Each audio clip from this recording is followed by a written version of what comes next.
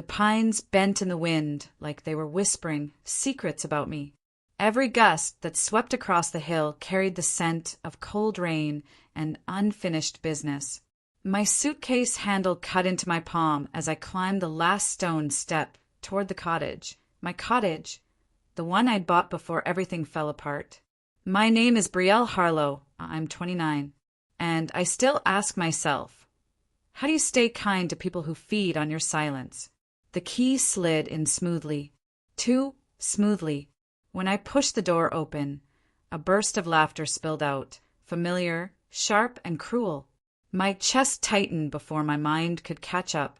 There they were, my sister Megan, her husband Ethan, and his in-laws lounging across my furniture like they'd always belonged here. The scent of cinnamon rolls filled the air, the same ones I used to bake every Sunday. My photo frames were gone. Hers lined the shelves instead. Even the blanket draped across the armchair, my mother's, was tucked neatly around her knees. Megan looked up, her smirk instant. "What do you want, parasite?" she said, her tone a blade coated in honey. "I'll call the police." I inhaled once, steady, the way I used to before interviews, the same breath that separated the woman I was from the one I became. "Go ahead," I murmured, my eyes on her trembling hand. "If you can." I stepped inside.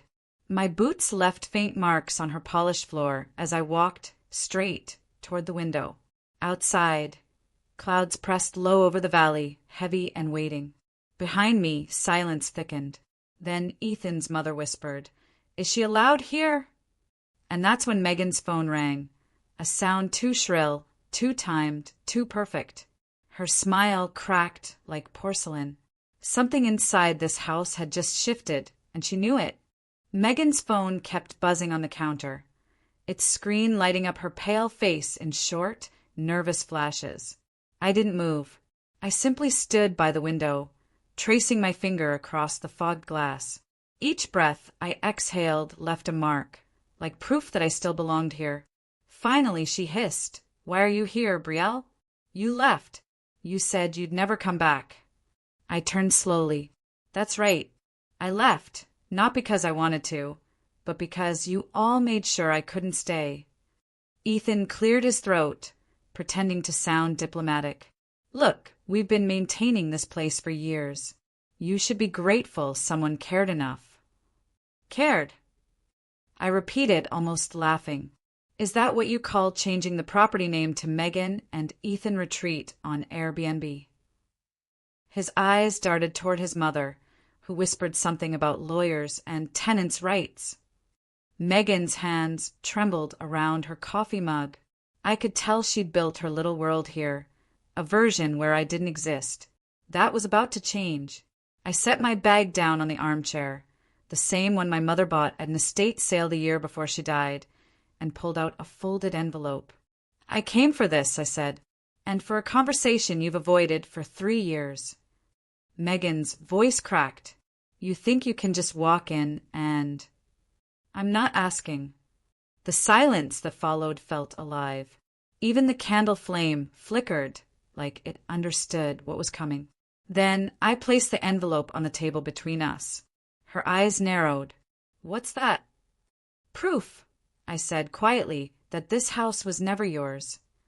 Her breath hitched, just as her phone began ringing again, louder this time. The caller ID read, "Harlow and Associates, Property Division Notice." Her world had just started to tilt. The ringtone cut through the air like a blade. No one spoke. Even the clock on the mantel seemed to hesitate between ticks. Megan didn't answer the call. She just stared at the name flashing across the screen, her lips parting slightly, as if denial itself might silence the truth. "You had no right to do this," she finally whispered. I tilted my head. "To reclaim what's mine." Ethan stood up, puffing his chest like he was in control. "You sold this place, Brielle. Your sister told us everything. You signed off years ago." I met his eyes. Calm, steady. "Then you wouldn't mind showing me the paperwork." He froze. His bluff was thinner than the smile on his face. Megan jumped in. Mom handled it, remember? You weren't here. I took one step closer. Mom never sold this place. She added me as joint owner before she passed. That's what the notice is about, title transfer. The words landed like thunder. Ethan's mother muttered something about mistakes and confusion, but her voice trembled. Megan's face turned pale enough to match the lace curtains she'd hung. I sat down slowly, crossing one leg over the other, reclaiming the same spot where I used to write my mother's grocery lists. The cushion even still carried her perfume, faint lilac and soap. You redecorated, I said softly. Nice touch with the fake antiques. But you forgot something. Megan blinked, lost. What? The truth. Her jaw clenched. You always thought you were better than me. No, I said. I just stopped apologizing for existing. Outside, thunder rolled. Rain began tapping the windows, soft at first, then heavier, like the house itself was exhaling after holding its breath for years. Megan's phone rang again, and this time, Ethan's father whispered, "You should probably answer that." She did, and as her trembling voice said, "Hello?" I watched her face drain completely, because whatever she just heard on the other end wasn't something she could undo. Her knuckles whitened around the phone as she whispered, "This can't be right. There must be some mistake."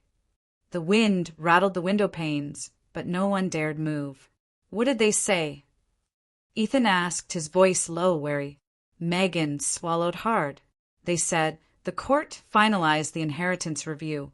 The property's been reassigned." Her eyes flicked to me. To Brielle Harlow. Her mother-in-law gasped. Ethan muttered something under his breath that sounded suspiciously like a curse.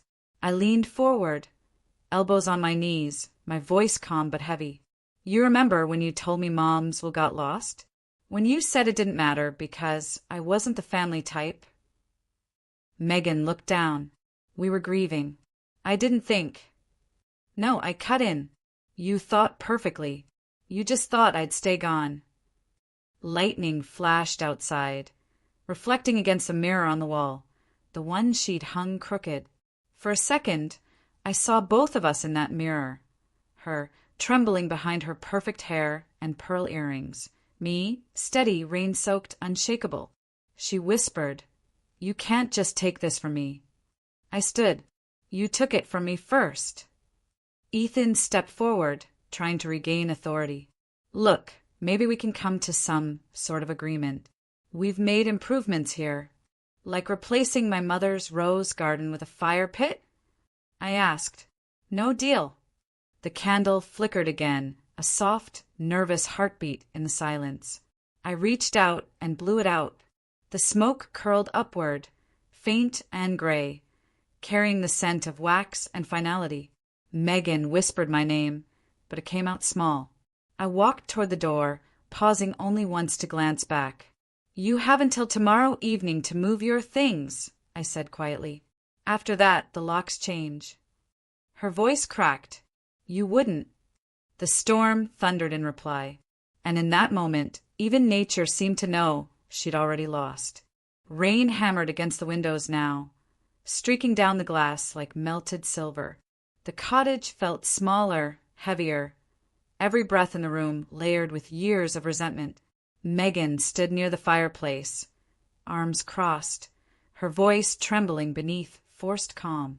"You can't just kick us out," she said. "We've built our life here. We've hosted guests, kept the place alive." "You kept it profitable," I corrected. "Not alive." Ethan's father cleared his throat. "Look, young lady, perhaps we can compensate you. Surely money." I turned toward him, my tone even. "Money doesn't replace the home your son's wife stole." The words landed hard. For the first time, Ethan didn't look so confident. His eyes flickered between me and the window like he was looking for an escape that didn't exist. I moved toward the bookshelf, the one Megan had repainted white. On the top shelf sat my mother's old recipe journal, its cover worn and soft. I picked it up gently, running my thumb over the faint pencil marks in her handwriting. This, I said quietly, was the heart of this house. Not your business, not your weekend parties. Megan's eyes filled with tears she didn't want to shed. You think Mom would have wanted this? I looked up. I think she'd finally be proud I stopped letting you walk over me. Thunder cracked, shaking the window panes. The candle I'd blown out earlier still sent wisps of smoke curling in the air, faint but steady, like something unfinished that refused to die. I walked to the doorway, pausing only once. Tomorrow at noon, I said softly. That's when the lawyer arrives for the key transfer. Megan took a shaky step forward. Brielle, please. But I didn't answer. The front door creaked as I opened it, the wind pushing against me like an embrace from the storm itself. Outside, lightning flashed, and behind me I heard her sob. The storm followed me into the night like it wanted to see how this ended. I sat in my car for a long time, watching the cottage glow faintly through the rain, its windows flickering with candlelight and chaos. For years, that house had been my silence, now it was her mirror. The next morning I arrived early. Mist hung low over the valley, curling around the pines like smoke from a quiet fire. A black SUV was already parked outside, my attorney, Mr. Langford, punctual as ever. His umbrella tilted slightly in the wind as he greeted me. You ready for this, Miss Harlow? I nodded. More than I thought I'd ever be. We stepped inside. The scent of burnt toast and tension hit first. Megan was pacing in her robe. Ethan looked like he hadn't slept. Her in-laws sat on the sofa, eyes red, avoiding mine. Let's make this simple, Mr. Langford said, opening his folder. Ownership reverts fully to Ms. Harlow as of this morning. You'll have until 6 p.m. to vacate. Megan's jaw clenched. This isn't fair. I looked at her evenly. Neither was stealing my mother's house. She started to cry, soft at first, then sharp. Ethan muttered, We didn't think you'd come back. I know, I said. That was your first mistake. Mr. Langford handed over the legal packet. Sign here acknowledging notice of transfer. Ethan hesitated. What if we refuse? He gave a thin smile. Then the sheriff arrives tomorrow. The room fell silent except for the ticking clock, the same one my mother used to wind every Sunday. Megan's tears streaked down her cheeks, smudging her mascara. She looked at me, desperate. Please, Brielle, this was all I had. I wanted to hate her, but all I felt was the exhaustion of finally letting go. You had choices, I whispered. You just kept choosing yourself. The pen slipped from her fingers, clattering against the table. And with that small sound her world, the one she'd built on lies, finally cracked open. The sound of that pen hitting the table lingered longer than thunder. For a moment, no one moved. Just the quiet drip of rain sliding off the roof and the low hum of the valley below. Megan sat perfectly still, her hand hovering over the signed page like she wanted to pull it back but knew she couldn't. Mr. Langford gathered the papers calmly. That concludes the formalities, he said, tucking them into his briefcase. Congratulations, Ms. Harlow. The property is yours again. The words felt heavy, not triumphant, not sharp, just real, like something inside me finally settled into place. Ethan muttered, You've ruined us. I looked at him quietly. You did that yourselves. He started to speak again, but his father's voice cut in, weary and low. Enough, son. Let it be. Megan stood slowly, her face streaked with tears. She looked smaller somehow, fragile in a way I hadn't seen since we were children. You think this makes you the better person, she said softly. You think Mom would have wanted this. I glanced toward the window where the mirror hung crooked, the same one from last night. The morning light caught it, splitting her reflection into two. No, I said. I think she'd have wanted peace. You just never left any room for it. Outside, the storm had calmed into drizzle. The scent of wet pine drifted in, earthy and clean, as if the world itself had been washed new. I turned to Mr. Langford. Can you give us a moment? He nodded and stepped outside. Megan stood there, her hands trembling, mascara fading into gray smudges. You're not even angry, are you? I shook my head. No, anger kept me silent. I gestured around the room. This is clarity. She swallowed, voice breaking. Then what happens now? I walked toward the front door, paused, and said, quietly, you pack your things. I rebuild my life. The door closed behind me, and for the first time in years, the air didn't hurt to breathe. By evening, the clouds had lifted, leaving a faint gold haze across the hills. The cottage glowed quietly, its windows catching the last light like softened memories. I parked by the gate, watching a moving truck idle near the porch. Megan stood beside it, pale, silent, her hair pinned back the way she used to when we were teenagers, before everything turned sharp between us. She saw me but didn't speak. The air between us carried too many ghosts. Ethan loaded the last box into the truck, muttering to himself. His parents sat inside, defeated silhouettes behind fogged glass. I walked up the stone path slowly, every step echoing the weight of years. The air smelled of wet wood and lilac again, the same scent that used to mean home. Megan turned as I stopped a few feet away. I signed the deed transfer, she said quietly, voice cracked and small. It's all yours now. I nodded. I know. She looked down. You won, Brielle. I shook my head. No one wins in a family war. We just stopped bleeding. For a second, her eyes softened. The sister I used to know flickered back through the exhaustion.